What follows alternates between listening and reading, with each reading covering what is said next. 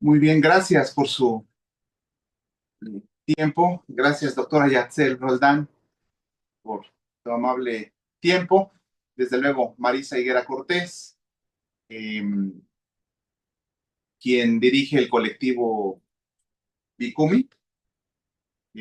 Con el colectivo Bicumi únicamente señalar que hemos realizado algunas actividades a favor del patrimonio cultural, artístico, y también la doctora Yatzel participó en el mes de abril en el contexto de un aniversario más de la fundación de nuestra ciudad de Puebla. Gracias, doctora Yatzel Roldán, por tu tiempo.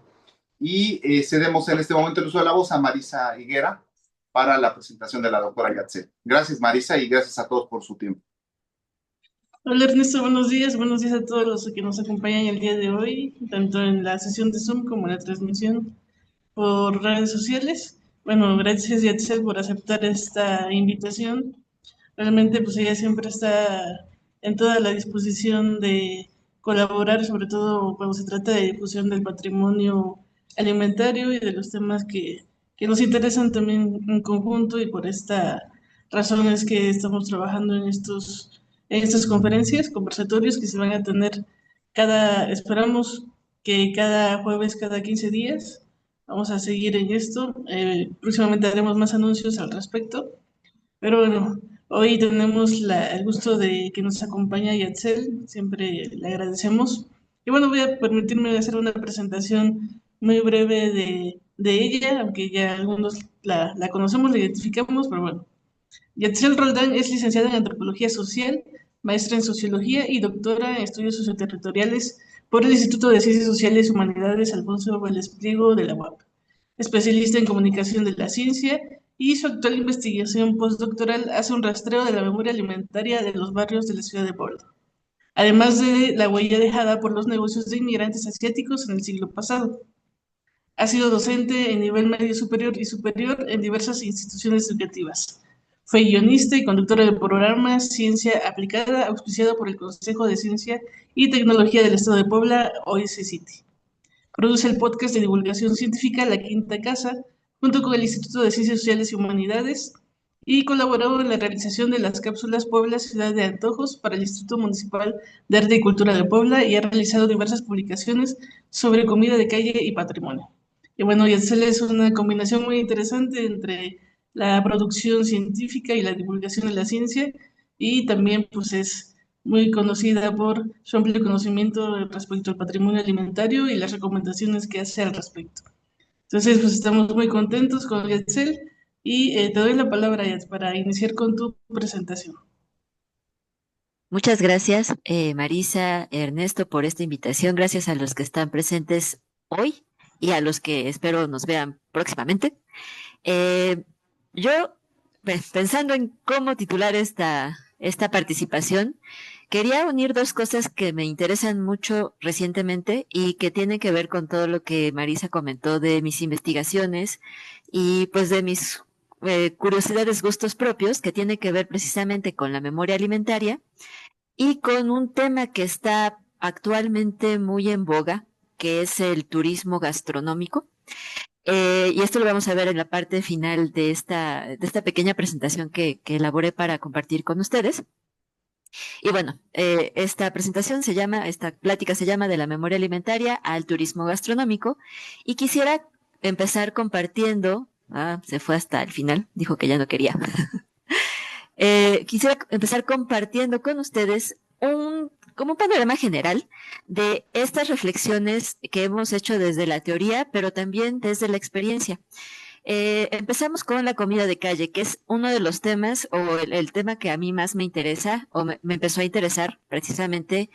Yo creo que desde muy niña, porque obviamente como buena poblana, pues he llegado al puesto de molotes, al local de semitas que la familia frecuentaba. Y en alguna de las clases que yo daba, supongo que era algo así como seminario de tesis o un tema similar, una de mis alumnas hacía investigación sobre antojitos. Entonces, fue una cosa muy interesante para mí porque nos dimos cuenta que no había como tal una profundización. Sí había algunos rastreos sobre puestos, por ejemplo, Ibarra Masari ha hecho, obviamente, crónicas sobre esto y se tienen cosas muy interesantes que él hizo. Entonces, a partir de eso, yo pensé, bueno, tal vez sería interesante tomar este fenómeno, que al final es un fenómeno sociocultural, que no implica solamente la comida, o sea, es un fenómeno que viene con un proceso o varios procesos, digamos, aunados a él, desde quién prepara esta comida, por qué se elabora por mayoritariamente mujeres, por qué utilizar la calle, ¿no? O sea, esto es también una cosa muy interesante y que hemos encontrado que se tienen registros en el archivo histórico antiguos. Yo no leo paleografía, entonces me costó mucho trabajo siglo XVI, siglo XVII, pero desde siglo XVIII, finales siglo XVIII, siglo XIX, hay información sobre este tipo de comida, estos puestos de comida de calle. Entonces, a mí me interesaba ir rastreando todo lo que pudiera sobre este fenómeno, porque aparte, al momento en el que yo empecé con esta investigación, que fue en 2017, en el momento en el que entro al doctorado, había muy poca investigación sobre la comida de calle, que no sobre lo que nosotros conocemos o lo que se conoce comúnmente como la gastronomía, que para mí es esta idea de la comida monumental. A mí no me gusta usar la palabra gastronomía para hablar de la cultura alimentaria de una región, porque gastronomía es algo que ya está etiquetado, digamos que como para una venta, ¿no? Al turismo. Generalmente cuando nosotros buscamos en las guías turísticas gastronomía, tenemos los elementos más representativos, entre comillas, de una ciudad o de una región, y esto resulta problemático porque al final lo representativo, por ejemplo, de un barrio, de una calle, puede variar sobre aquello que se dice que es digamos, lo oficial, ¿no? Entonces a mí me interesa la comida de calle también porque es un asunto del espacio público. Si pensamos quién vende comida en la calle, en muchas ocasiones lo relacionamos con vendedores, precisamente vendedores en espacios públicos, ¿no? Actualmente se llaman vendedores en espacio público o desde la teoría lo que conocemos comúnmente como los famosos ambulantes, ¿no? Y sabemos que en Puebla, y esto es una cosa histórica también porque se tienen registros de venta en espacios públicos de comida y de otros productos, es algo común. Se tienen registros, incluso me parece que es desde 1500, después de la fundación, pocos años después, cuando empieza a haber una plaza, un tianguis, un mercado, en donde empieza a haber también venta de comida, ¿no? Entonces, pareciera que es un problema, entre comillas, o una situación nueva o reciente, pero realmente es algo que ha acompañado a la ciudad y que de alguna forma también le da una identidad. Entonces, yo pensaba, bueno, la comida de calle tiene precisamente como contexto la calle, ¿no? Pero al mismo tiempo, sin esta variable, la comida de calle, pues no es comida de calle, no, no, lo que conocemos como comida callejera. Y entonces esto es muy importante, o sea, cómo la calle al mismo tiempo produce estas dinámicas y es la calle la que empieza a tener una identificación a partir de un puesto o de un producto. Pensemos en la calle de los dulces, ¿no? Que si bien no es como tal una comida de la calle, sí se vendía, sí salían pequeños, o los niños, los mozos en muchas ocasiones, a vender, ya sea porque los mandaban las monjas o porque lo mandaba la mamá, etcétera, a ofrecer en estas calles o incluso en la plaza principal estos productos, ¿no? Entonces, la calle ha sido también escenario importante de la producción y reproducción de esta comida. Por eso es muy importante este tipo de fenómenos que no se reproduce en cualquier lugar. Tenemos la fortuna de vivir en una ciudad y en un país, especialmente el centro sur, que tiene esta riqueza culinaria que es la comida de la calle. Y entonces aparece también esta idea de que la comida de la calle o la comida de calle es una posibilidad para la interacción y para compartir. Dice Torres que es un dispositivo cultural de conocimiento e identidad, porque otra vez, en la comida de la calle tenemos preparaciones muy específicas, tenemos pensemos, por ejemplo, en los molotes, ¿no? Recuerdo a Ibarra Masari, y lo tengo en alguna de estas diapositivas, diciendo que a los molotes no se les ponía salsa, ¿no? Entonces, para cualquier molotera hasta hace algunos años, era casi una grosería que tú pidieras crema y salsa. Actualmente es muy común, pero en las crónicas que él tiene se cuenta que para eso existían las rajas, ¿no?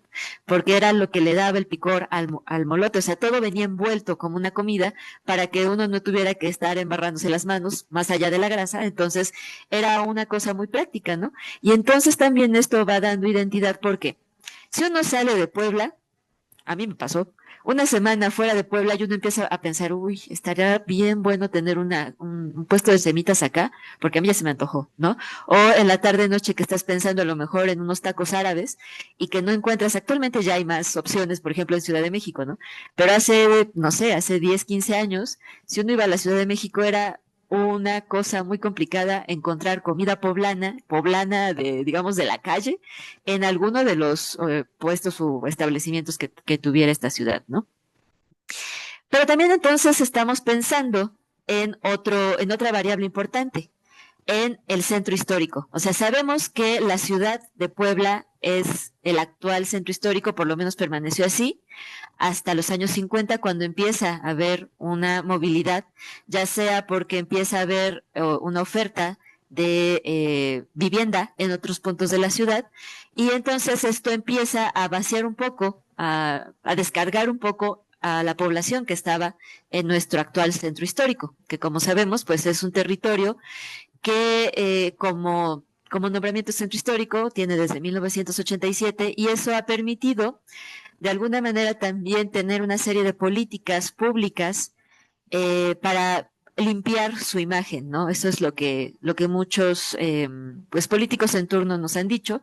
Y entonces vamos viendo un centro histórico que se vacía. Aquí les presento una foto que está, bueno, es una casona, una antigua vecindad en la 6 Oriente, que actualmente es un hotel. En esa casona, en esa vecindad, en ese zaguán, yo comí mis primeros molotes, ¿no? Era en la tarde-noche, una señora ponía su puesto, abría las puertas y entonces permitía precisamente que los vecinos de la 6 Oriente pudieran tener esta opción de comida.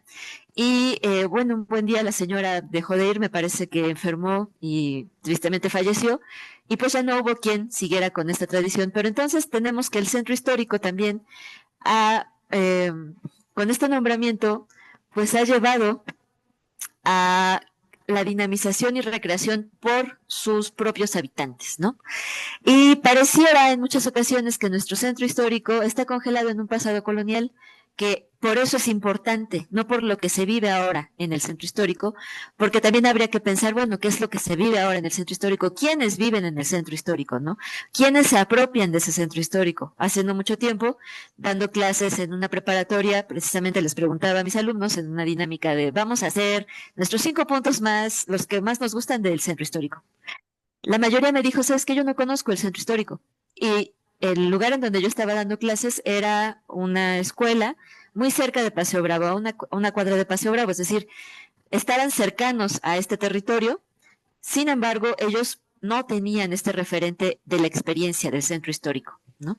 Entonces, esto también nos pone a pensar qué está sucediendo con las nuevas generaciones, que son las que tendrían que defender los territorios, la identidad, los puestos de la comida de la calle, porque ya no hay, pareciera, una relación cercana con este lugar, ¿no?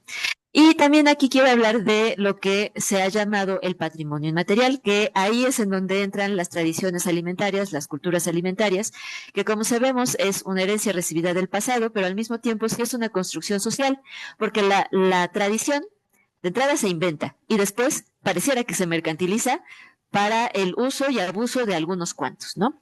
Este patrimonio inmaterial se crea como una etiqueta ya que UNESCO empieza a promover, UNESCO y obviamente después turismo, tenemos secretarías de cultura, etcétera, a partir de la Convención para la Salvaguardia del Patrimonio Cultural Inmaterial que sucedió en la ciudad de París del 29 de septiembre al 17 de octubre de 2003. Es decir, no es que no existiera antes el patrimonio material, pero en ese momento es que se le da un reconocimiento y entonces empieza también a tener una lista de bienes patrimoniales que se convierten en patrimonio y entonces que se pueden promover como un bien específico de una cultura, etcétera. Y entonces aquí nos dice González Varas, el bien cultural se torna una mercancía para el consumo turístico, porque como hemos visto a lo largo de los años, el patrimonio, si no se defiende como un bien propio, entonces se puede dejar al mercado, ¿no? Y básicamente, ¿qué es el patrimonio inmaterial? La UNESCO dice que son los usos, representaciones, expresiones, conocimientos y técnicas, junto con los instrumentos, objetos, artefactos y espacios culturales que les son inherentes. Y entre ellos tiene 5 categorías al menos: tradiciones y expresiones orales, incluido el idioma como vehículo del patrimonio cultural inmaterial, porque es a partir precisamente de las narraciones que se va haciendo la invención, la construcción social, y al mismo tiempo se va heredando lo que conocemos como patrimonio inmaterial.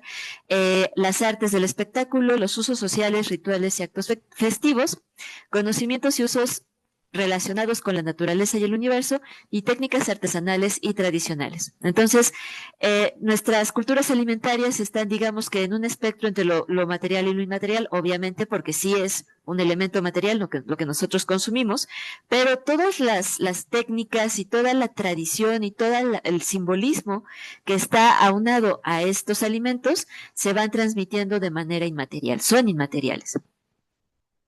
Y aquí, por ejemplo, tenemos bueno, de las primeras campañas fuertes que se hacen precisamente para la promoción de la gastronomía poblana. Esta me parece que es una campaña que se hizo alrededor de hace 5 años, que se llama El verano es poblano, no somos playa, somos patrimonio, viaja por Puebla. Y entonces tenemos obviamente al rey del verano, que es el chile en nogada, como primera presentación y como uno de los elementos más importantes a promover dentro de esta campaña. Y una vez más esta idea de no somos playa, somos patrimonio, porque recordemos que el turismo, los inicios del turismo sí están relacionados con las carreteras y las playas.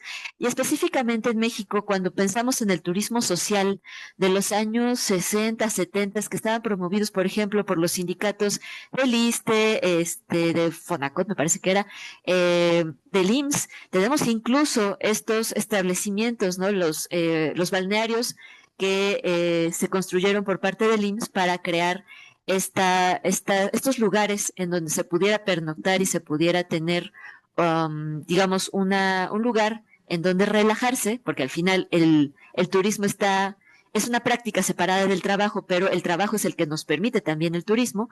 Era unido a esta idea de las actividades acuáticas, ¿no?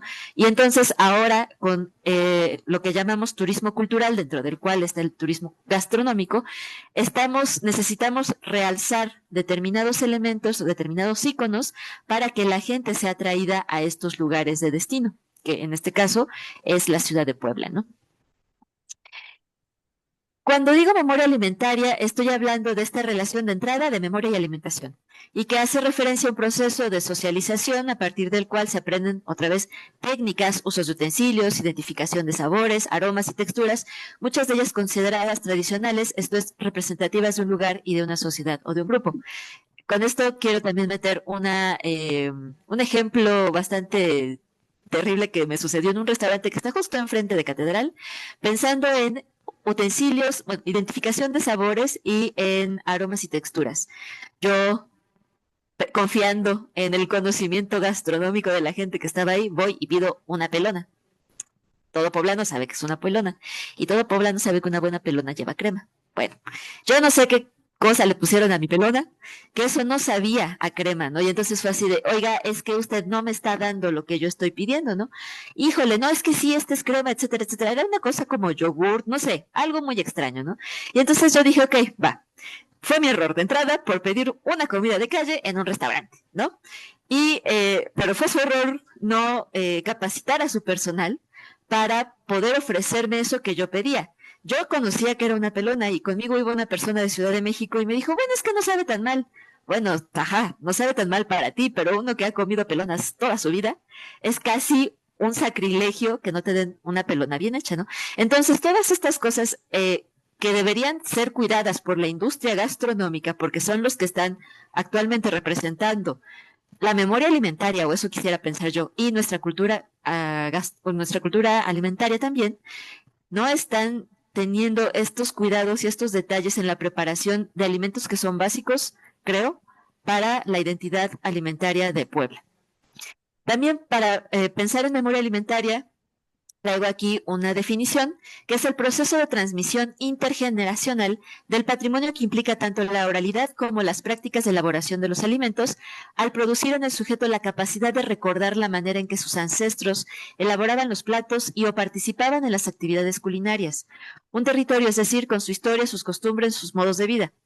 Ah, no, perdón, eso se copió en otro lado. Pero es el espacio conferido por las diversas marcas culturales imprime un carácter particular al territorio como un componente de la memoria, aspecto que se presenta como una muestra vital de la cultura de donde se insertan las bases de la identidad. Los alimentos están directamente relacionados con lo más profundo que entraña un territorio. Ahí venía esto, es decir, con su historia, sus costumbres y sus modos de vida. Esto me parece fundamental para pensar ¿en qué está sucediendo en el centro histórico? Otra vez, si nosotros pensamos en la 6 Oriente, si pensamos en la 8 Oriente, hay un puesto todavía que se mantiene, un puesto de portón rojo, en donde venden unas gorditas con carne increíbles. Y si nos vamos a los mercados, tenemos también un territorio lleno de sabores. Pensemos en el mercado La Cocota, que tiene también fondas tradicionales, creo que tiene el mejor mole de toda la zona.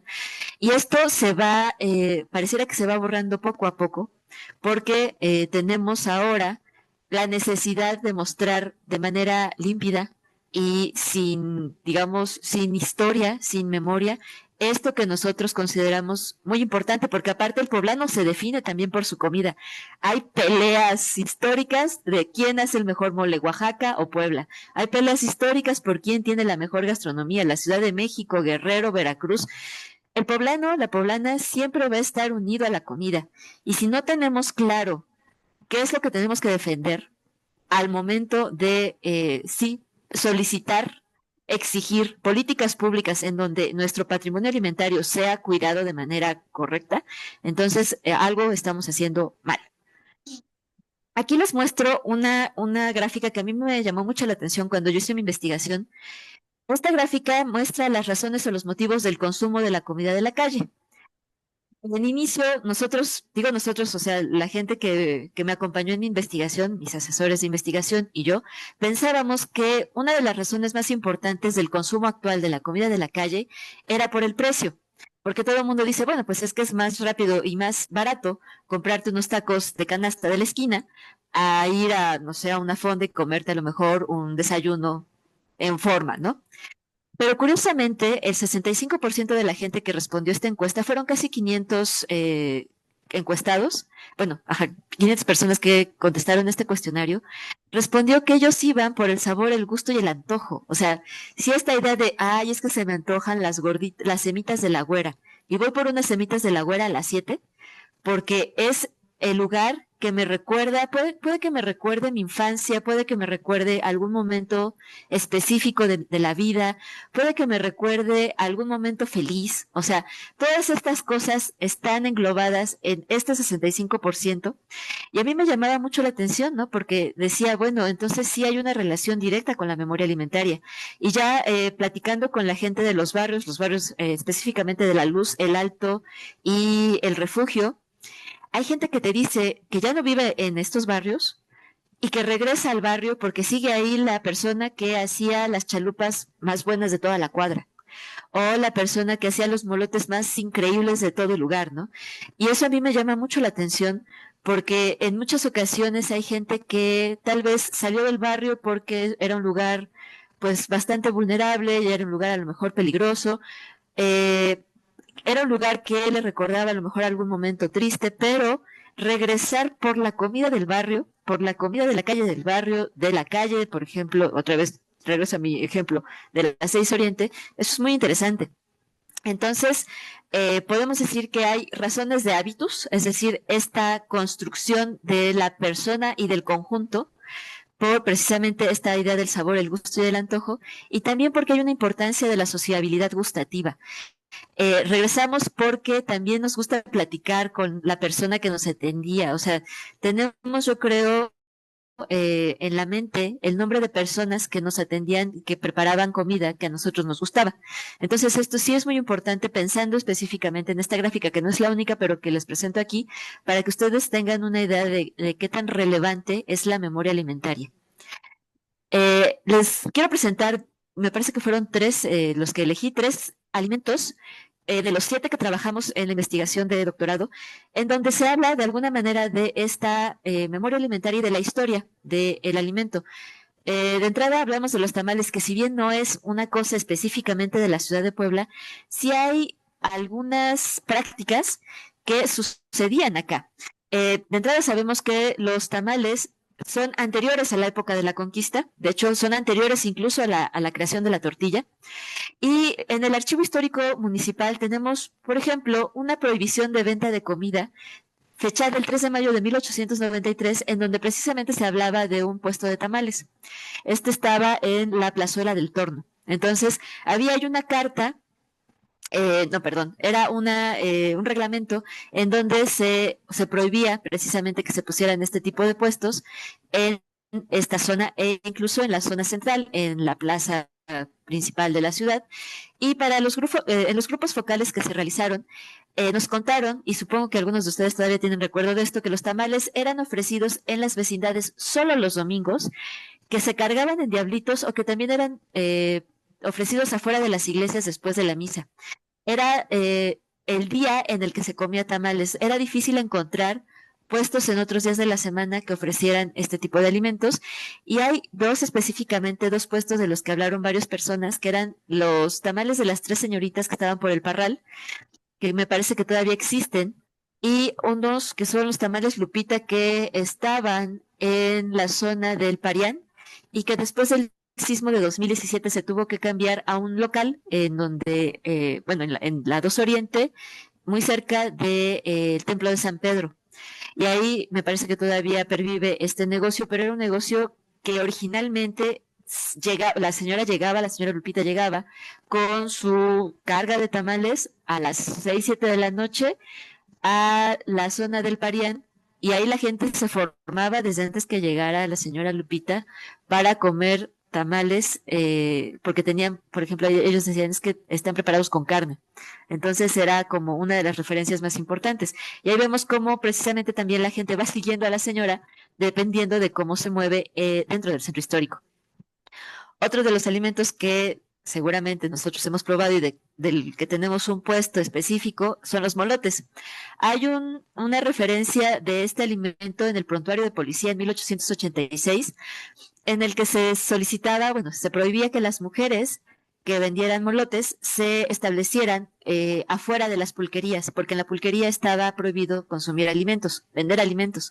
Entonces se decía que había que tener una distancia específica entre entre la pulquería y el puesto de molotes. Pero hay varios cuadros, por ejemplo, algunos cuadros de Arrieta, en donde sí se ve el consumo de comida dentro de las pulquerías.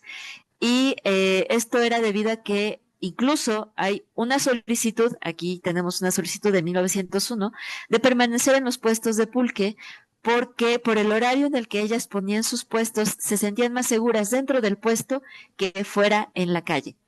Y tenemos también una referencia de este tipo de comida con los llamados puestos de agachados que se colocaron en muchas ocasiones en el Mercado La Victoria. Y aquí dice Ibarra Masari, es lo que les decía de las salsas, ¿no? Era indignante que ya con el regio manjar le pregunten a uno, ¿salsa verde o roja? Uno tiene que contestar ásperamente que es poblano y por eso sabe comer molotes a la manera clásica, sin salsa alguna. Pero no es culpa de quienes venden, sino de quienes compran. O sea, aquí también vemos que Ibarra Masari de alguna forma nos está mostrando que es el consumidor el que va también moldeando prácticas para la creación o modificación de alguno de estos alimentos. Y tenemos también las semitas, que como sabemos, esto es, digamos, un conocimiento popular, el pan de semita se crea para los mecapaleros de la Victoria. Era un pan que que se vendía en los barrios, en Analco y La Luz, y las semitas preparadas se cuenta que son originales del Mercado de la Victoria. En este pasillo de las 6 Oriente Poniente se ponían todos los puestos de semitas, y es ahí en donde supuestamente una persona decide o se le ocurre crear precisamente las semitas compuestas, originalmente con queso de cabra, en ocasiones se podía cambiar también, no se podía agregar pata, con los chipotles, vinagre, con un poco de aceite de olivo, aguacate, obviamente pápalo porque si no no es una semita, y entonces se empiezan a vender como los alimentos tradicionales de estos lugares. Y aquí empieza a haber entonces también una discusión de cuáles son los ingredientes originales y cuáles han sido añadidos o modificados. Ahora vemos semitas, por ejemplo, a las que se les echa como medio kilo de quesillo, que bueno, yo no me quejo por nada de que tengan medio kilo de quesillo más todas las preparaciones, pero si hay gente que te dice es que esta no es una semita original, ¿por qué? Porque no tiene queso de cabra, ¿no? Por ejemplo, queso de aro, etcétera. Entonces, esto también es muy interesante cómo se van modificando precisamente por lo que nos contaba anteriormente Ibarra Masari, ¿no? Los consumidores van modificando, pero también hay gente que elaboraba estas preparaciones y que deciden darle un giro. Había una entrevista con una señora que preparaba molotes en La Luz y ella dice, bueno, yo empecé a hacer, por ejemplo, los molotes hawaianos, porque a la gente le gustaba comer cosas diferentes y fueron muy famosos sus molotes hawaianos, ¿no? Entonces la gente también va a buscar a veces en donde haya algún tipo de novedad y eso lo vemos muy comúnmente ahora en videos en TikTok y en Instagram, en donde se te convida a probar determinada comida porque o es muy tradicional o porque tiene algún tipo de modificación. Y bueno, tenemos entonces aquí que la comida de calle tiene una característica hedónica, es decir, del placer. Dice Mandoki que es una experiencia estética, o sea, llegar a un puesto y tener toda esta sí, toda la experiencia de llegar, a lo mejor formarte, saber cómo pedir, qué pedir, y estos olores, el sonido, por ejemplo, del aceite chisporroteando, forma parte de una experiencia que va creando una identidad. Y ella lo llama experiencia de estética o prosaica, porque la prosaica tiene que ver con la estética de la vida cotidiana. Y no hay, creo, nada más cotidiano como la comida de la calle, ¿no? Y, por ejemplo, aquí tenemos de una entrevista que se realizó para precisamente la investigación de doctorado, una persona que decía, la comida, en mi opinión, no es en sí comerte un buen chile o un muy buen taco o una muy buena torta o un muy buen molote. No, la experiencia es el llegar, el lugar, el olor, el sabor, el color.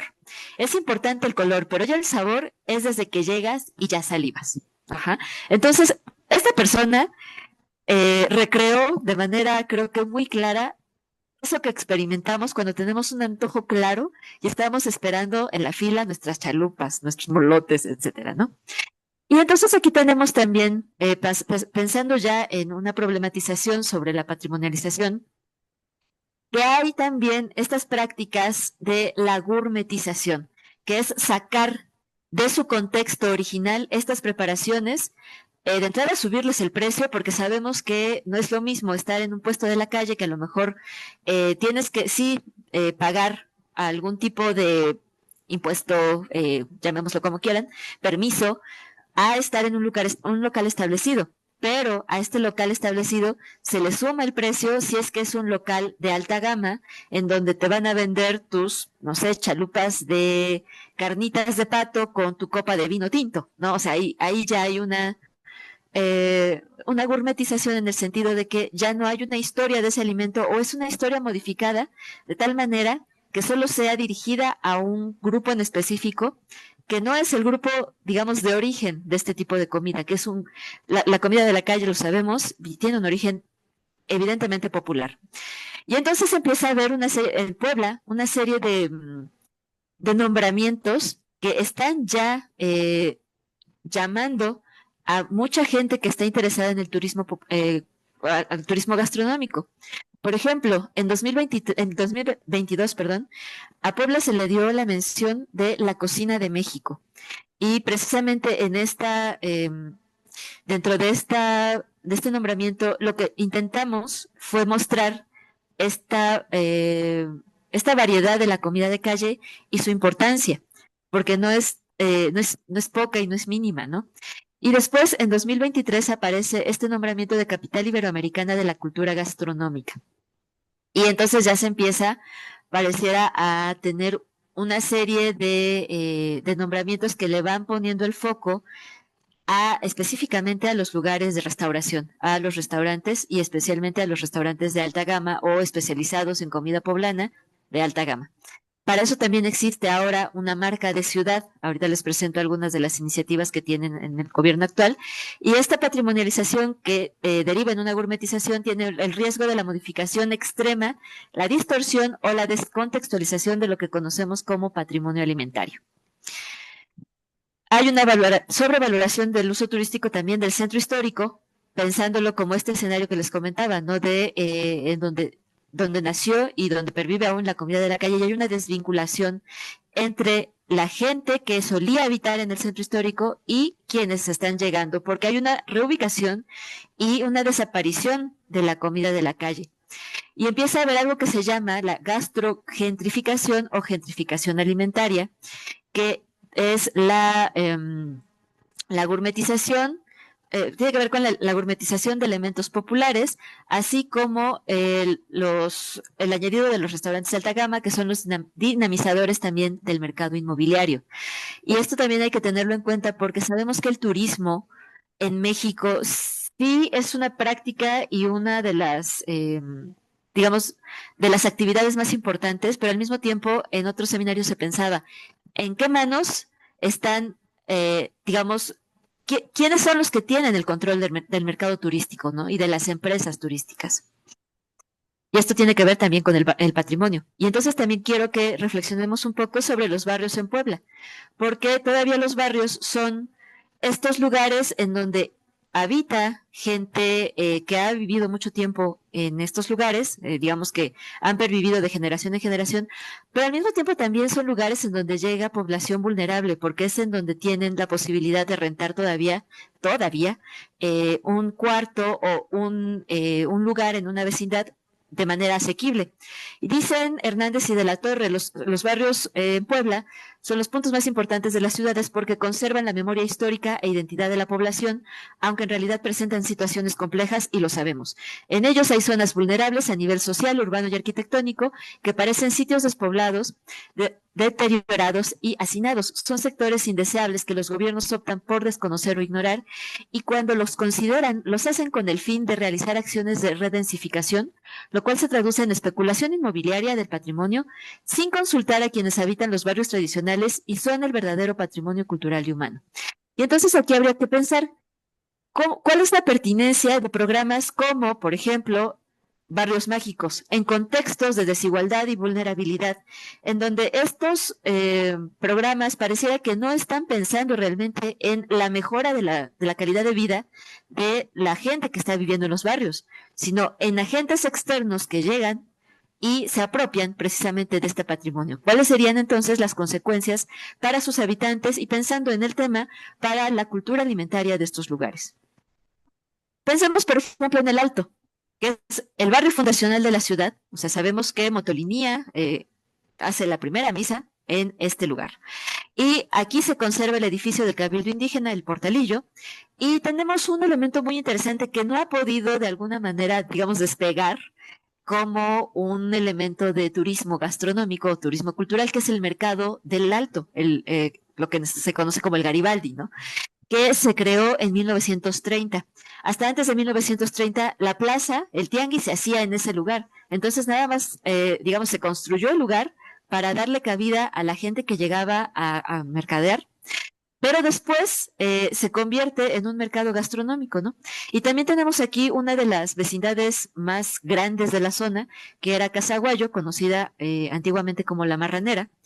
Y tenemos entonces todos estos elementos patrimoniales, pero al mismo tiempo tenemos al hotel más caro de la zona que se llama Banyan Tree Puebla, Y ustedes, si ustedes ven este lugar, es como un contraste muy fuerte entre precisamente el patrimonio arquitectónico y lo que se tiene ahora como el Hotel Banyan Tree. Con él también hay una transformación del paisaje y de la casa, de una de las fachadas igual más icónicas que se tenían en ese momento. Y entonces, como que aparece una nueva frontera de segregación.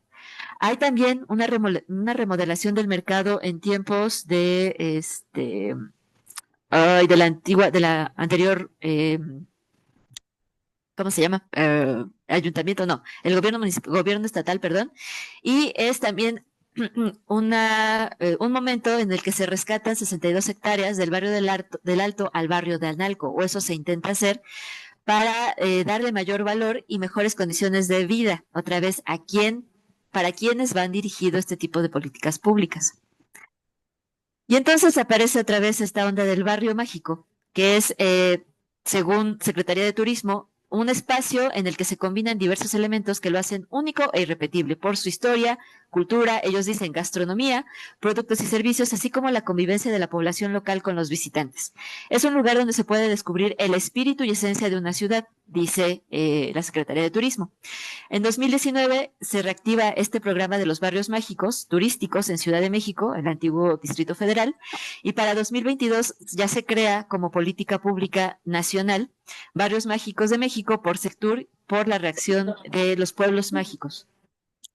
Y esto porque no se puede hacer una declaratoria de pueblo mágico en una ciudad y entonces aparece esta opción del barrio mágico. Para Puebla, el nombramiento de Barrio Mágico aparece el 24 de junio de 2024 y es la conjunción de 4 barrios, dicen ellos. San Francisco, el origen, territorio que según el informe de la Secretaría de Turismo del Gobierno de Puebla, resalta la historia y vocación turística del Alto, San Francisco, Analco y La Luz. Entonces decidieron que por alguna razón estos barrios serían importantes para darles este nombramiento. Y entonces hay una serie de actividades. Bueno, aquí les presento algunas fotos. Esta era Casa Briseño en los años 70, me parece. Aquí había un lugar en donde se reparaban sinfonolas, había lugar en donde se reparaban bicicletas. A la vuelta había un restaurante también muy famoso en donde vendían pozole, chalupas, etcétera. Y también cerca, a un costado, me parece, estaba el Villar Monte Carlo, que mucha gente de la zona conoció y que cuentan historias muy interesantes sobre esta casa. Y ahora esto es Casa Briseño como parte precisamente de la fachada del Banyan Tree, que es el hotel del que les contaba. Junto al Banyan Tree está la Capilla del Cirineo y de hecho también se apropiaron de una vecindad que estaba junto para poder darle la capacidad que ahora tiene este restaurante, este hotel. Y hasta hace algún tiempo, no sé si ahorita está abierta, pero hasta hace algún tiempo los patios que pertenecían al convento de San Francisco estaban cerrados solo para uso de la gente que estaba en el hotel, junto con los lavaderos de Almoloya. Entonces, esto también nos da una idea de cómo se va apropiando la iniciativa privada de patrimonio público. Y entonces aquí en el Banyan Tree tenemos al chile en nogada más caro de la ciudad. Este chile, bueno, este video que se titula Así viven los millonarios en Puebla, te cuenta toda la experiencia dentro del hotel y el precio del chile en nogada. No me acuerdo si en ese momento estaba en 700, 800 pesos un chile en nogada, pero era un precio bastante alto. Y dentro de la página del hotel tenemos que ellos ofrecen experiencias culinarias y culturales en Puebla cuando era todavía el Azul Talavera Hotel. Y, por ejemplo, ellos dicen, desde un paseo por el mercado local, una clase de cocina, hasta una cata de vino perfectamente seleccionado. Entonces, vamos de lo popular hasta lo más elitista, sin problema. No nos dicen cuál es el mercado local, o si el mercado local que ellos están pensando es el Alto, que no tiene otra vez nada de mercado local más que la presentación y el nombre, porque es un mercado en donde se vende comida. Y empiezan a haber eventos mágicos, pero no en el barrio mágico, ¿no? Como la primera Feria de los Barrios que se realiza en San Pedro Museo de Arte, o como el Festival de la Chalupa Poblana El Origen, que originalmente se estaba pensando realizar en el barrio del Alto, pero supongo que lo vieron un poco complicado y lo pasan al Parque del Carmen. Entonces tenemos también una serie de contradicciones con este tipo de iniciativas. Y aquí les presento algunas de las imágenes de lo que pasa en el barrio del Alto, en sus calles, en sus casas. Hay gente que tiene grupos de WhatsApp para la venta de comida. Estos son preparación para unos tacos de tripa que la gente prepara dentro de sus casas y los vende, ¿no? Entonces, los vecinos ya saben que van con la mujer que prepara o que le manda mensaje directamente al grupo de, oye, voy a pasar por tantas órdenes de tacos o tantas chalupas y la persona los prepara, llegan a la vecindad y se los llevan, ¿no? O tenemos también que no son tan tradicionales, pero el puesto ya tiene muchos años ahí, las carnitas el tío, y tenemos también a doña Leti, si no mal recuerdo, que alimenta a la policía local. Tenemos también a la gente que trabaja en Casa Aguayo y algunas otras personas que están alrededor. Obviamente también los habitantes del Alto van a este puesto que está muy cerca del Consejo Puebla de Lectura a consumir las gorditas y las quesadillas. Y bueno, tenemos ahora que el mole es símbolo de tradición, diversidad y amor, porque amor por Puebla. Y aquí tenemos que Puebla, esto es una noticia del 29 de mayo de 2025, Puebla apuesta por el turismo gastronómico y cultural como motor de desarrollo hacia 2030, porque ahora todo tiene fecha de 2030, ¿no? La caducidad pareciera 2030. Y entonces el gobierno actual, el gobierno estatal actual, está haciendo una serie de proyectos para catapultar a Puebla, ciudad, y a Puebla, estado, como uno de los referentes de turismo gastronómico. El turismo gastronómico, dicen en su página, tiene por objetivo posicionar a la cocina poblana, especialmente el mole, como eje de promoción turística, cultural y económica. El proyecto contempla la realización de festivales, rutas gastronómicas, capacitaciones para cocineras tradicionales y alianzas con chefs, medios y agencias especializadas. La idea es crear experiencias para que la gente prepare su mole, ir a la ruta del mezcal y conocer el proceso del mismo desde que cortan la piña. Esto pensando en el Estado, por la cuestión del mezcal. Pero entonces nos están diciendo que hay que capacitar a nuestros cocineros tradicionales, que en teoría ya saben preparar mole. Sabemos que también hay una serie de, a lo mejor, cambios o modificaciones en la preparación, así como no hay una receta original del chile en nogada, tampoco podríamos decir hay una receta original pura y dura del mole poblano. ¿Ok? Entonces habrá algún tipo de modificación, pero pareciera que hay que estandarizarnos para que todo lo que pruebe el turista sea mole y no cambie el sabor, ¿no? Esto es peligroso porque también estamos perdiendo entonces una posibilidad de diversidad culinaria. Y esto también es muy peligroso en el sentido de la explotación de los recursos. Pensemos en el patrimonio biocultural. La ruta del mezcal, digo, sin que sea una temática de la ciudad de Puebla, aunque en el Carmen existieron magueyales de manera bastante abundante. Esto de la ruta del mezcal está poniendo en jaque a muchos productores de agave, ¿ok? Entonces es muy complicado decirle vamos a apostar solo a esto porque entonces estamos también sobreexplotando nuestros recursos naturales. El proyecto se llama Sabores, Pueblo y Tradiciones, la esencia del mole, que no sabemos exactamente para ellos cuál es la esencia del mole. Supongo que nos lo dirán cuando capaciten a las cocineras tradicionales. Y de hecho esto ya causó una serie de revuelos cuando hicieron una capacitación en Tlaxcala con estas certificaciones me parece que es la Secretaría del Trabajo, que tienen el título de conocer. Entonces aquí es como, bueno, ¿para qué las estás capacitando, no? Y este proyecto dice, sirve para que la riqueza culinaria de Puebla, que representa una ventaja competitiva, atraiga turismo nacional e internacional. También tenemos más programas como esta famosa, ya se cambió la marca estatal, seguimos siendo marca de Ciudad Puebla, pero ahora nos llamamos El Latido de México, ¿ok? Porque todo es amor ahora. Y el objetivo es vender experiencias, dice Carla López Malo, que es la actual secretaria de Turismo, porque ahora los ciudadanos de a pie pareciera que tenemos que ser vendedores. No lo sé, o sea, yo no entiendo este tipo de promociones, pero parece que tenemos que salir al mundo y decir, vengan a Puebla, compren lo nuestro. Y aquí tenemos, por ejemplo, una deliciosa tortita de Santa Clara con una cosa horrible que tiene Puebla, el Latido de México, ¿no? Sabemos, o sea, igual, estas son de las cosas más tradicionales de la calle 6 Oriente. ¿Y para qué ponerle Puebla? No, bueno, porque ahora tenemos una marca. Y como tenemos sello de identidad, tenemos que ponerlo para todos lados, ¿no? Y tenemos también algo que se llama Guía México Gastronómico 2026. Este es un evento que se anunció en junio y está realizado por una serie de empresarios, entre ellos también está Audi promocionando este evento y dicen que son dos de los eventos de la industria gastronómica más importantes que tendrán lugar en México, específicamente en la ciudad de Puebla, del 31 de enero al 12 de febrero de 2026 y se llevará a cabo la esperada Gala de la Guía México Gastronómico en donde se presentan los 250 restaurantes más importantes de 2026. Cabe resaltar que estos restaurantes obviamente son restaurantes de alta gama, su cheque promedio por persona no ha de bajar de los, yo creo que de los 1,500 pesos, entonces es un evento muy específico, para un grupo muy específico, y además va a haber una edición, la 7ª edición de los oficios culinarios, que es el único encuentro académico especializado en gastronomía en México. Esto tiene que ver también con la cantidad de escuelas de gastronomía que existen en la ciudad, empezando por ejemplo, el Culinario de México, que fue uno de los primeros establecimientos que se dedicaron a esto y se fundó en 1994, pero si ustedes revisan cuántas universidades hay y cuántas ofrecen gastronomía, es bastante amplia la oferta, ¿no?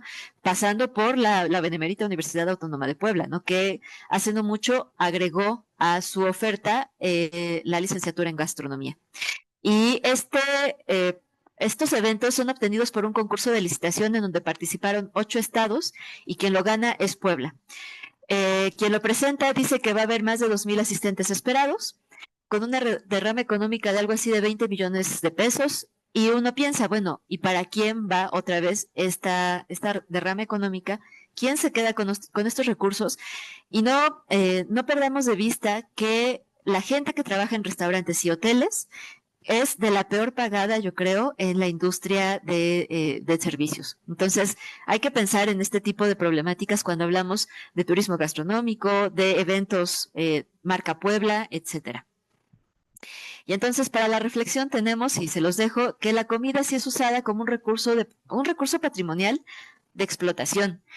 Y la memoria tiene que ser un pilar de la identidad y de la defensa de la comida de esta ciudad que está a punto de cumplir 500 años y que nació como una ciudad muy diversa y con muchas tensiones. Pensemos otra vez quién llega a vivir en los barrios y es a partir de esta unión de las culturas alimentarias de los barrios con la gente que vive en la traza urbana, los españoles, los negros, etcétera, que se va creando nuestra comida, nuestra cultura alimentaria y que sí hay que defender y hay que dignificar también, ¿ok? También tenemos que hay una serie de nombramientos para la venta de la marca de ciudad, o sea, porque otra vez pareciera que ya todo se tiene que vender y nosotros también tenemos que hacer promoción como si fuera tal vez lo único que pueda hacer esta ciudad.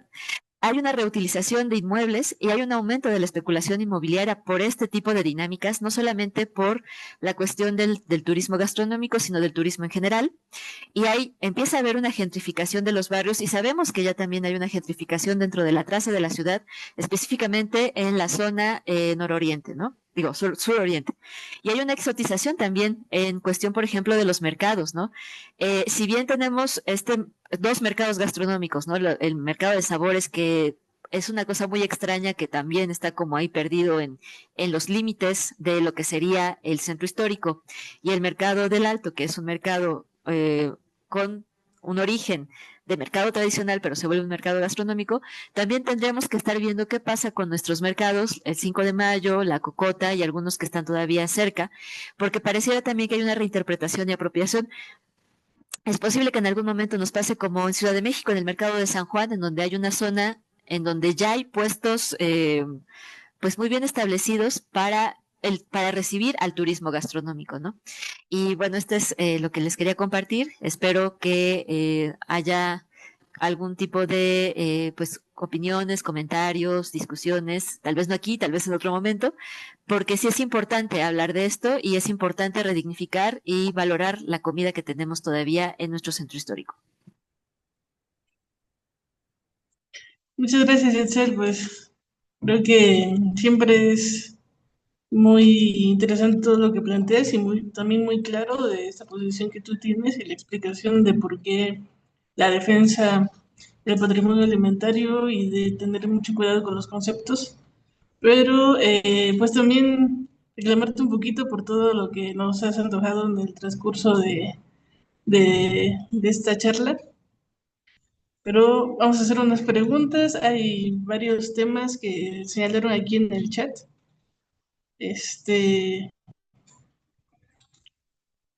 Bueno, señalan, sí, Barra Masari, hay algunas sugerencias, unos videos acerca de él. Cuitláhuac Emanuel pregunta, ¿la gentrificación es causa de la gourmetización o la gourmetización es la que atrae a la gentrificación? Una pregunta muy interesante. Pues ahí creo que son procesos que van de la mano. En muchas ocasiones se prepara el territorio para precisamente ir cambiando la dinámica de la ciudad. Si ustedes piensan en el centro histórico hace 10 años, encontrar una barra de café era casi imposible, pensando en estas cuestiones que también la teoría dice, ¿no? Empieza a haber barras de café como si fueran piedras, o sea, en todos lados, y algo nos está diciendo.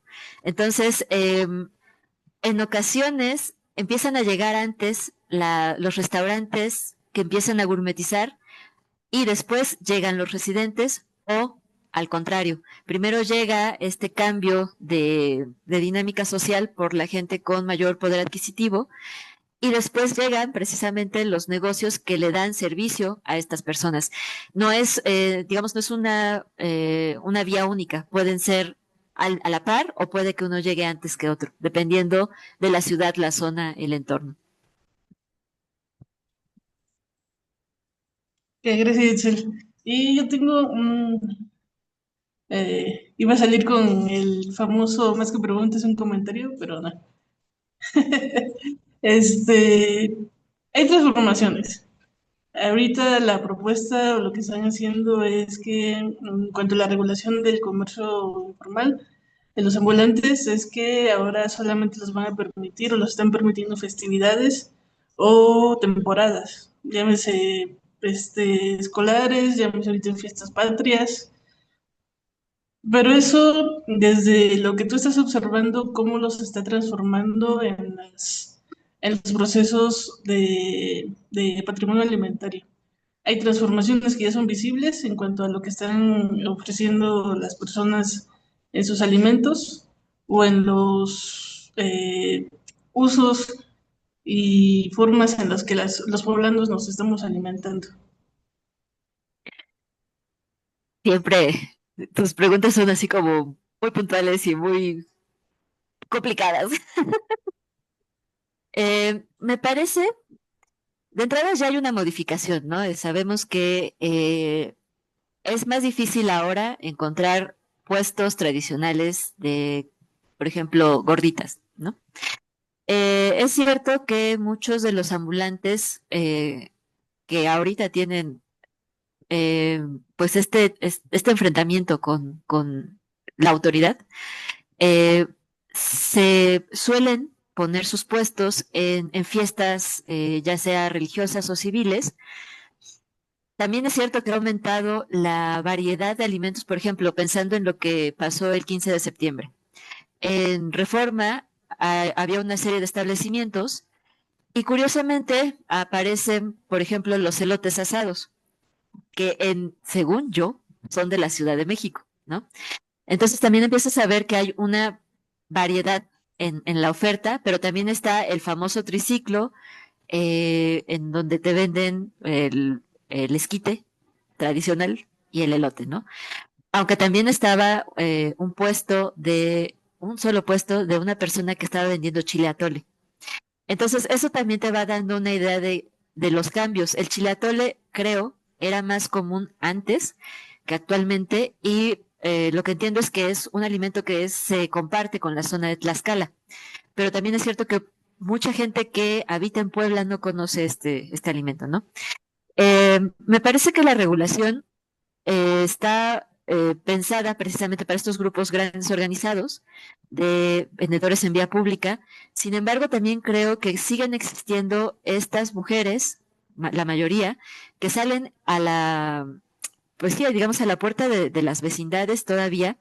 Pienso en un par que están en la 5 Oriente, muy cerca del parque, bueno, 5 Oriente entre 2 y 4 Norte, cerca de Catedral, en donde la gente sale todavía con sus comales, pero no sale a la calle, ¿no? Es más comida de zaguán porque están guarecidas y entonces de alguna forma no están incumpliendo ninguna reglamentación del uso del espacio público, ¿no? Por lo que entiendo, también ha habido una regulación. Pienso en los vendedores de comida que están en el Parián, en la parte de atrás.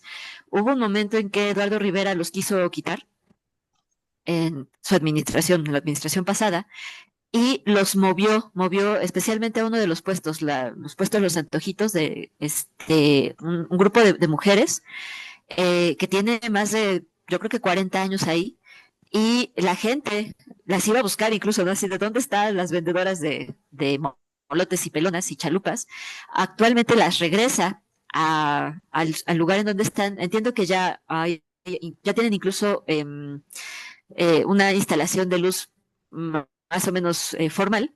Entonces, supongo que también están llegando a una serie de acuerdos porque sabemos que la gente sigue buscando esta comida y a pesar de que ya no hay tanta gente viviendo en el centro histórico, tú ubicas puestos tradicionales, ¿no? Entonces, también es cierto que muchos poblanos que ya no viven en el centro histórico tienen puestos ahora ubicados en la zona en la que están habitando, porque mucha gente que salió de los barrios y que vendía en el centro histórico se fue, por ejemplo, no sé, pienso en Amaluca, en Los Héroes, en Misiones de San Francisco, que incluso ya no es la ciudad de Puebla, pero mucha gente llegó a estos lugares buscando una vivienda propia y ahora tienes puestos precisamente en estas zonas y ya no es necesario ir hasta el centro histórico para conseguir este tipo de comida. Entonces yo creo que la dinámica social se ha modificado, sí, por esta dinámica de vivienda, la dinámica incluso de trabajo. Sabemos que hay mucha gente que sigue regresando al centro histórico para trabajar y por eso yo creo que perviven todos los tamaleros que están en las esquinas. O sea, a mí me sigue pareciendo sorprendente que cada 2 o 3 cuadras siga habiendo un vendedor de tamales. Entonces, esto te dice, ¿no? Que hay gente que está consumiendo esta comida y quiénes son estudiantes, que todavía existen. Si no es la UAP, porque la UAP ya sacó a muchos de sus estudiantes del centro histórico, sigue habiendo escuelas como, por ejemplo, esta escuela que está sobre Reforma y la 9, si no me recuerdo la dirección, que tiene un campus relativamente grande, Alba Alba Edison. Edison. Exacto, o sea, tú ves ahí alumnos que están en la zona del Parral comiendo alguna cosa y en esta, sobre la 9, algún alimento, sobre la 5 también hay una serie de puestos nuevos, o sea, porque no es gente que está ahí, sino que llega con el triciclo y se va con el triciclo, ¿no? También, por ejemplo, la escuela nueva de medicina que abrió hace no mucho tiempo, también tiene muchos estudiantes y otras escuelas particulares que permanecen en el centro histórico y que le da vida, ¿no? A estos lugares. Pienso, por ejemplo, en otro referente que cuando yo iba en la preparatoria Zapata, nosotros decíamos, vamos a Memelópolis, ¿no? Que era la venta de memelas en donde lo que se conoce como la fuga de Don Porfirio, este pasaje atrás del tercer patio, o bueno, cerca de la puerta del tercer patio, que se empieza a hacer famoso otra vez por los videos de TikTok y tienes 2 puestos muy específicos, el de las señoras mal encaradas, que pues, te reciben así como, ¿qué quiere, no? Entonces, perdóname, discúlpeme, quiero una gordita. Y otra señora que se está volviendo famosa, muy joven, que tiene un niño, por un video de TikTok, ¿no? Y por lo que entiendo, ya hay gente que hace fila solo para ir a probar lo que TikTok está diciendo que está bien, ¿no? Entonces, incluso estas estrategias de promoción que son, digamos, de base ciudadana, porque no hay originalmente nadie que los obliga, ¿no? A ir a estos puestos y recomendarlos, también están haciendo que algunos puestos sobrevivan en las condiciones en las que están.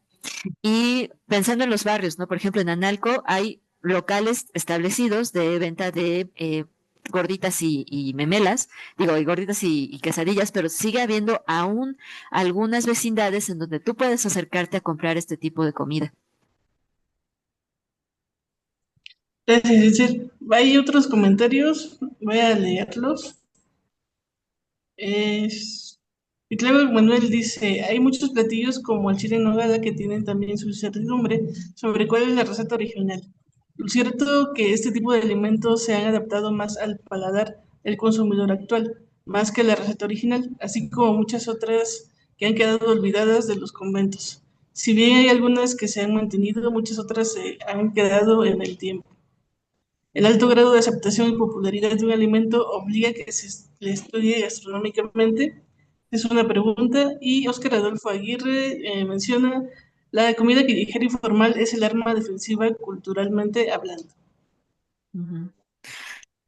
Sobre lo que dicen de el alto grado de aceptación y popularidad de un alimento obliga a que se le estudie gastronómicamente, eh, voy a decir algo que tal vez no sea compartido por todos. Yo creo que sí, pensando en que la gastronomía está buscando la tendencia.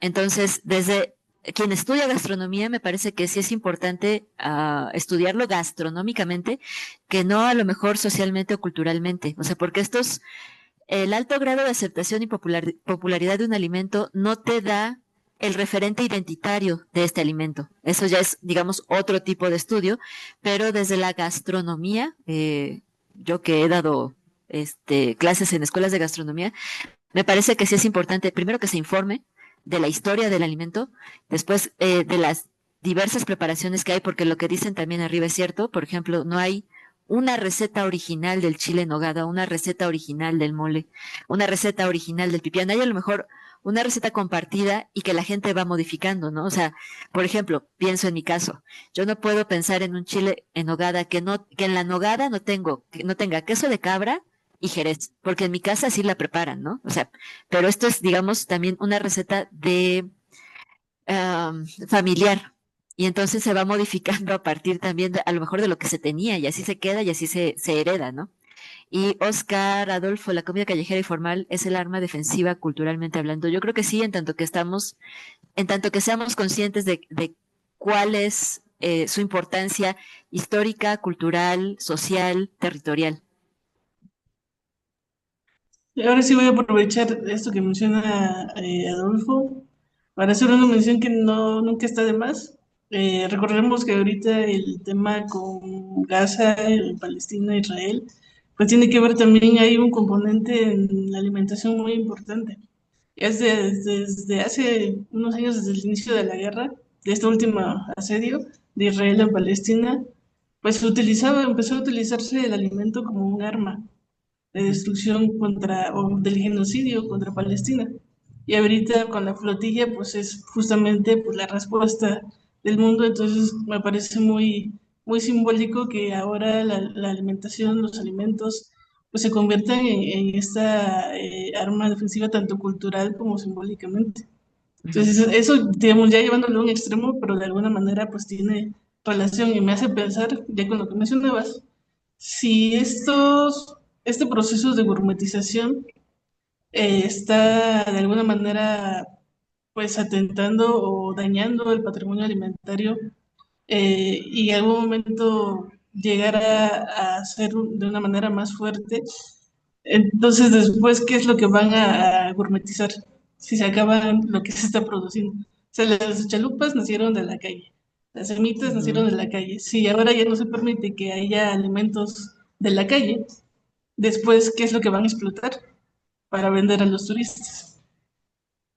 Sí, y más pensando en esta idea del turismo cultural, ¿no? Porque se pueden inventar cualquier cosa. Ahí tenemos a Ferran Adrià haciendo comida molecular, que es una cosa muy curiosa y muy particular. Pero si lo que tú estás vendiendo es una experiencia tradicional, como dices, ¿no? ¿Qué es lo que qué van a tener como materia prima si ya no hay esta dinámica en donde nace y se reproduce la identidad alimentaria de un lugar? Muy bien, ¿alguien desea participar? Creo Marisa, que yo tengo Bueno, Pedro, sí, una pregunta, sí. si me lo permiten, pero antes quisiera que le brindemos el uso de la voz a Pedro Ponce, al doctor Pedro Ponce ujú. Javana. Eh, Doctor, ¿está usted en condiciones de activar su micrófono para escucharle debidamente?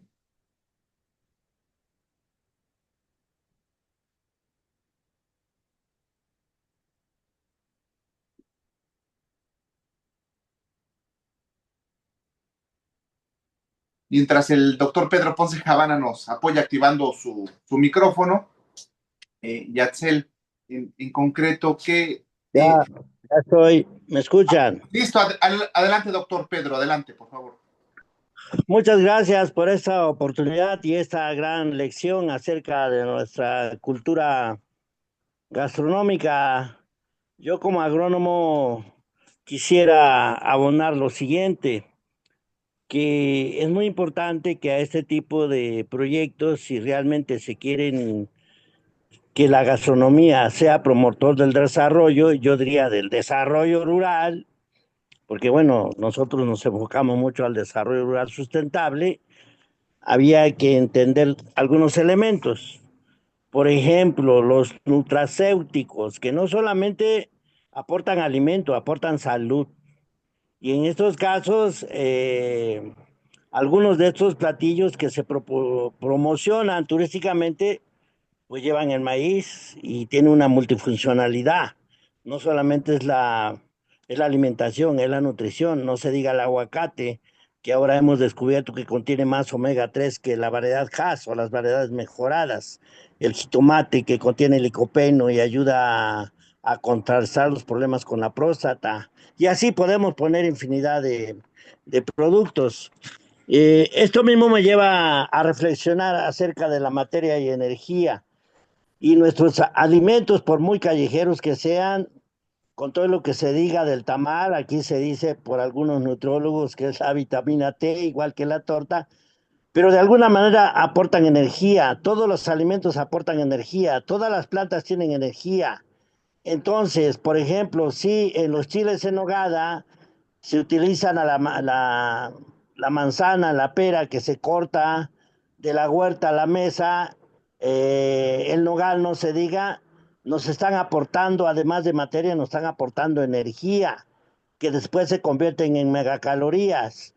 Y bueno, esto también es una aportación de la gastronomía, de los alimentos que se dan en la calle, por ejemplo, no me aguanto y también veo que en Puebla, porque yo soy poblano y cuando voy, pues veo el chile atole, un producto con entre medio del caldo entre chile y el chile es importante, pero el grano de elote, el epazote y demás hacen una mezcla y nos aportan mucha energía. Y por último, algo muy importante que yo creo que se tiene que regular, aunque fue una imposición a través del comercio internacional, algo que nosotros conocemos como inocuidad alimentaria.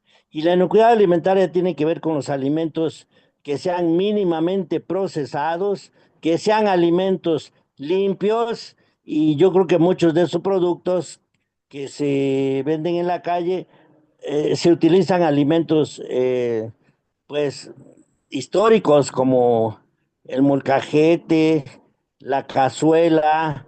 Bueno, ahora nos ha invadido y ya el comal ya es de fierro, pero antes era de barro, las cucharas eran de madera. Todo ese tipo de cosas yo creo que con su exposición, doctora, la felicito y ahora me dan más elementos para pues seguir adelante en la defensa de los alimentos naturales que producen nuestras comunidades indígenas y originarias. Y cierro con esto. Es desafortunado que en este momento no tengamos la certificación y denominación de origen del nopal. Ese es un problema de política pública que el Estado tiene que retomar. Y si me voy a profundidad, yo creo que así como Puebla aportó el maíz, hay muchas arbences, muchas hierbas nutritivas que no están todavía, que no tienen la denominación de origen de nuestro país y mucho menos de nuestras comunidades indígenas. Y ahí está San Felipe Otaltepec con sus leucaenas, que en otras palabras son guajes, que nos aportan proteínas, y ahí está Huehuetán el Grande, con sus pápalos, que también nos aportan proteína. Gracias por esta oportunidad que me dieron. Muchas gracias. Gracias a usted, doctor Pedro Ponce Javana. Yatzel, ¿se encuentra ya trabajando alguna obra, algún próximo libro en torno a las recetas, digamos, tradicionales de Puebla? podría ser concretamente del chile en nogada, y esto lo comento por lo que señala nuestro amigo Cuitláhuac Emanuel, de la incertidumbre de la elaboración de los platillos respecto a la receta original. Hemos escuchado hace ya unos meses al abogado Aldo Rivero Pastor de las recetas tradicionales, los postres, mostró también una eh, extensa serie de obras que tienen que ver con este abordaje, pero se encuentra trabajando ahora, está en proceso algún libro que dé cuenta de la riqueza de Puebla, ya sea con la UAP o alguna otra institución gastronómica, como muy bien señalabas, en Puebla sobran. Pues particularmente yo no estoy trabajando en ningún libro de recetas y no conozco ahorita a alguien que lo esté haciendo, pero sin duda eh, hay varios libros ya de algunos investigadores e investigadoras que están, que han recopilado algunas recetas. No recuerdo ahorita el nombre, creo que es Jesús Hernández, tiene un libro de la cocina de Puebla. Hay muchos recetarios antiguos y reeditados que tienen también diversas recetas de platillos tradicionales. Incluso hace no muchos meses hubo una exposición en el Carolino referente a cocina poblana y había, por ejemplo, instrumentos. Había cucharas de madera, había cosas muy interesantes de fierro, o sea, todas estas cosas que se utilizaron a lo mejor finales del siglo XIX, siglo XX, cosas que estaban en los conventos. Am, También hubo, recuerdo algunos, estas revistas de Josefina Vázquez de León, una cocinera muy famosa que de hecho formó a muchas cocineras en una academia que tenía. La UAP de hecho tiene una colección de, de comida.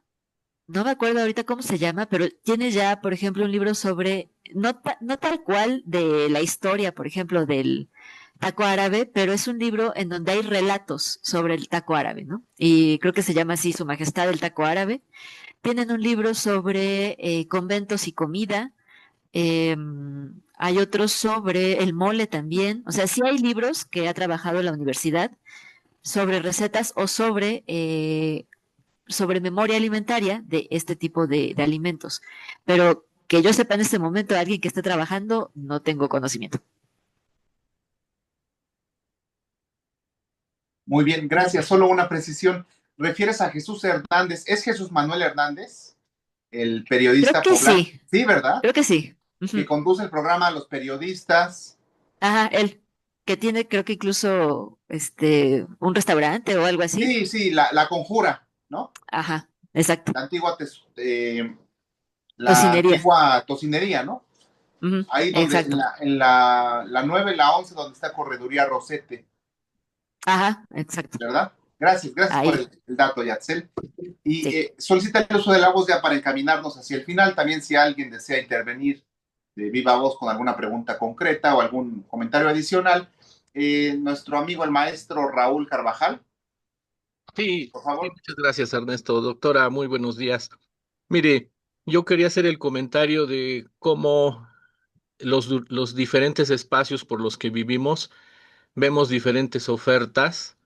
Yo recuerdo que en la escuela de medicina vendía un joven las popusas y algunos alumnos compraban las popusas y si, para el que no lo sabe, la popusa es un producto salvadoreño, pero en los ochentas vinieron muchos salvadoreños a Puebla y pues yo no sé qué tanto tuvo aceptación, pero había jóvenes que compraban las popusas.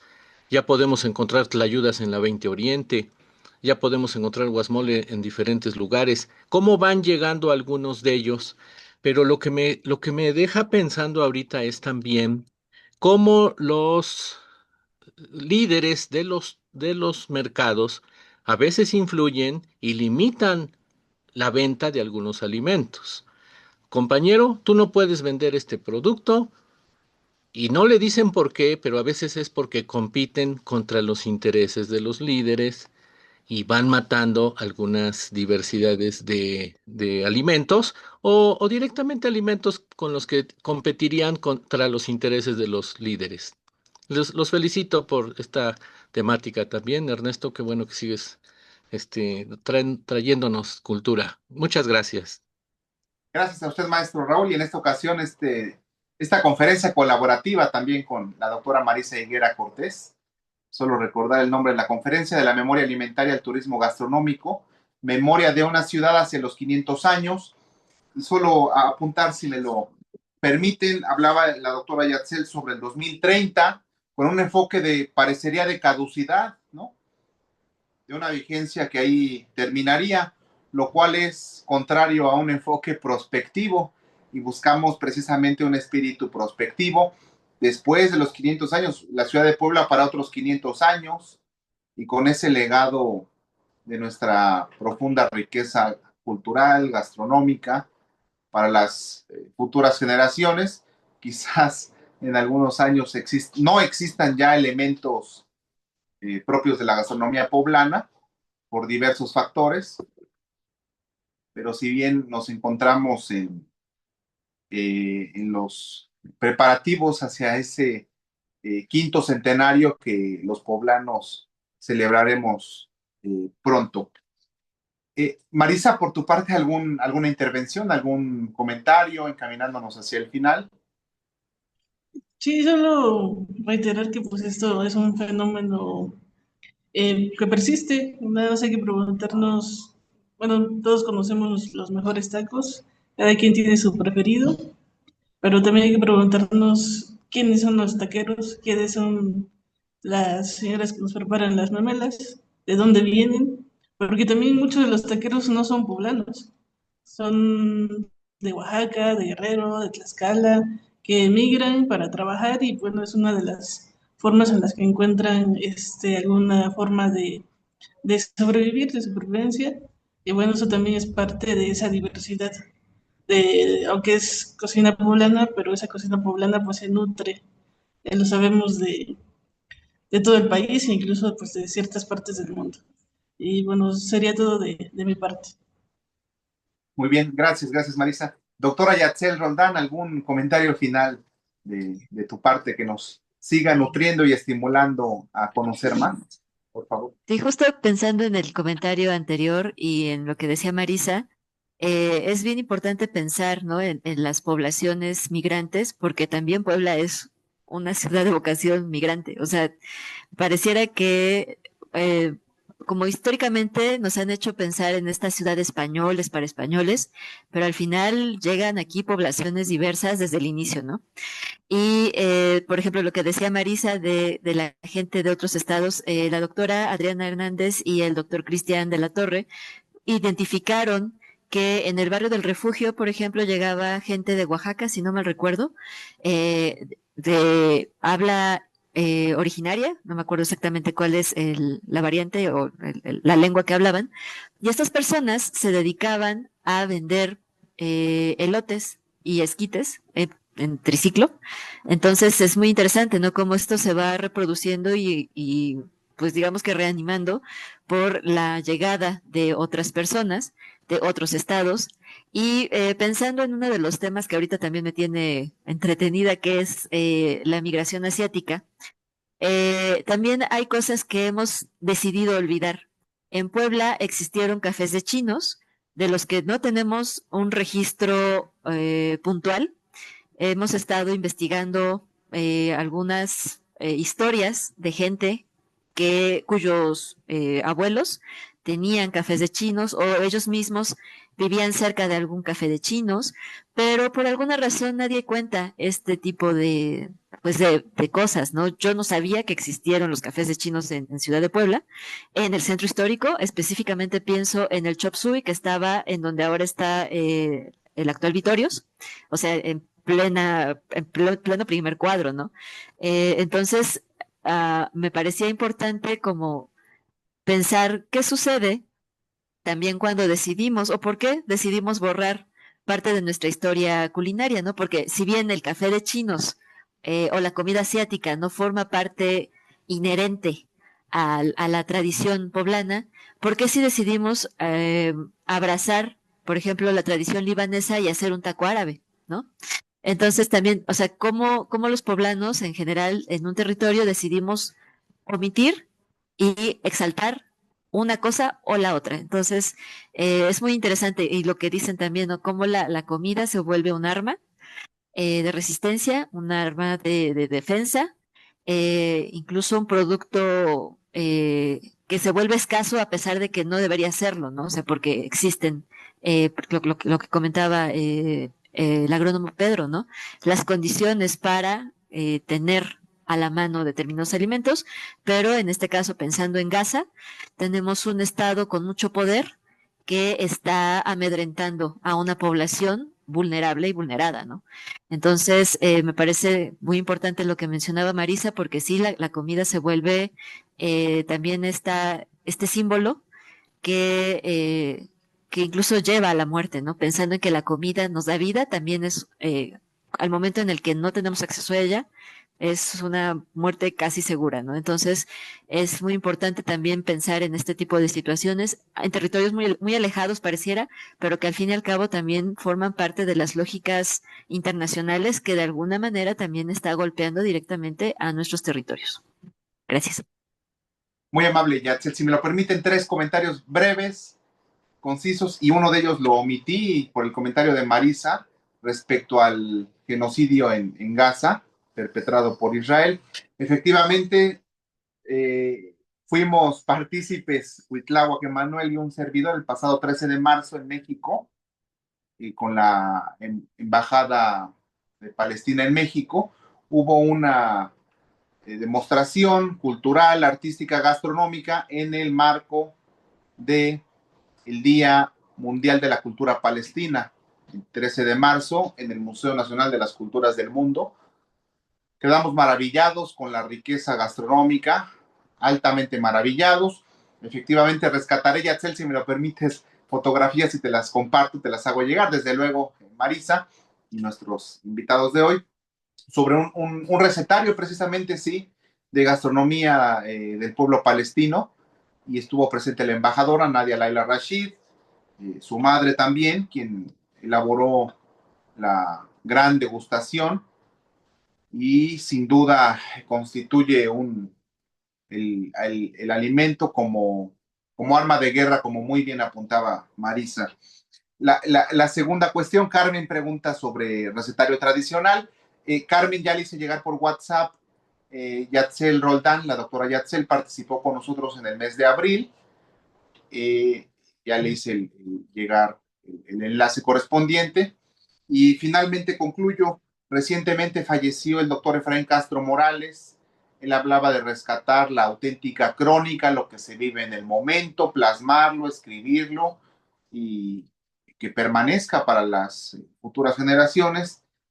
Y en ese sentido de la memoria histórica, recordar que el hombre que olvida la historia se asemeja al hombre que pierde la memoria, y no queremos nosotros perder nuestra memoria histórica, culinaria, gastronómica hacia los 500 años, y que no sea una fecha de caducidad o de vigencia cortoplacista.